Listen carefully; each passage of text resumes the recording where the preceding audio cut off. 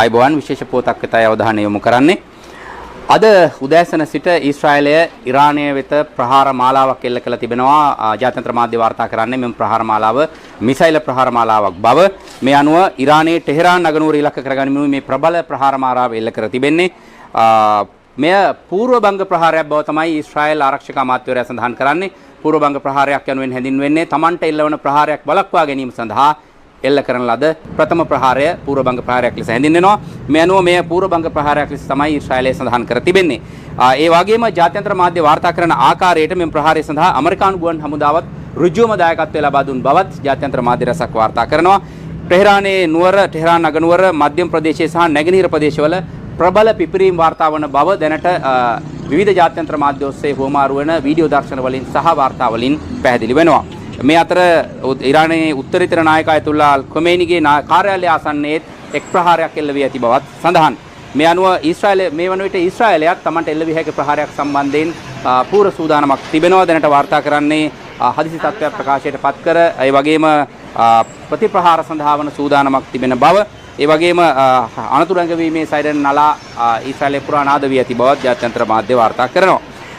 ඉරානයේ න්‍යෂ්ටික වැඩසටහන සම්බන්ධයෙන් පැවති සාකච්ඡා අසාර්ථක වීමත් සමග මේ ප්‍රහාරය එල්ල වී ඇති බව තමයි ජාත්‍යන්තර මාධ්‍ය වාර්තා කරන්නේ.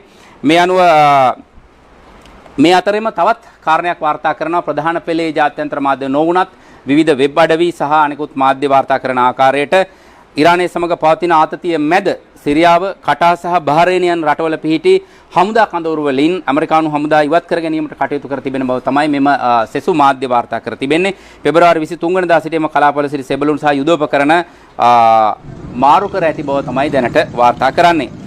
ඉරානය නීති විරෝධී ලෙස පුද්ගලයන් රඳවා තබා ගන්න රාජ්‍ය බවට සඳහන් කරමින් චෝදනා එල්ල කරමින් තිබෙනවා. දැනට ඇමරිකානු රාජ්‍ය ලේකම් මාකෝ රූබියෝ සඳහන් කරන්නේ සිය පුරවැසියන් සහ සෙසු විදේශිකයන් දේශපාලන වාසි ලබා ගැනීම සඳහා ප්‍රාණ අපකරුවන් ලෙස රඳවා තබා ගැනීමේ ක්‍රියාකලාපයේ හේතුවෙන් මෙම පියවර ගත් බව.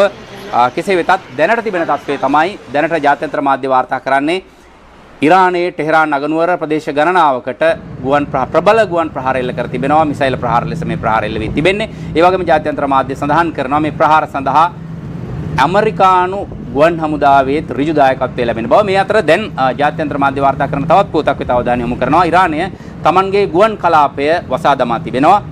ඉරානය තමන්ගේ ගුවන් කලාපය වසා දමා තිබෙනවා. ඒ අතර ඊශ්‍රායලය සඳහන් කළේ පූර්ව බංග ප්‍රහාරයක් ලෙස තමන් මෙම ප්‍රහාරය එල්ල කළ බව. ඒ කියන්නේ තමන්ගේ රටට එල්ලවීමට නියමිත ප්‍රහාරයක් වළක්වා ගැනීම සඳහා වූ ප්‍රහාරයක් ලෙස මෙම ප්‍රහාරය එල්ල කළ බව. ඒ අතර ඊශ්‍රායලය තමන්ගේ ගුවන් කලාපය තුල හදිසි අවස්ථාවකට මුහුණ දීම සඳහා සූදානම් වී තිබෙනවා.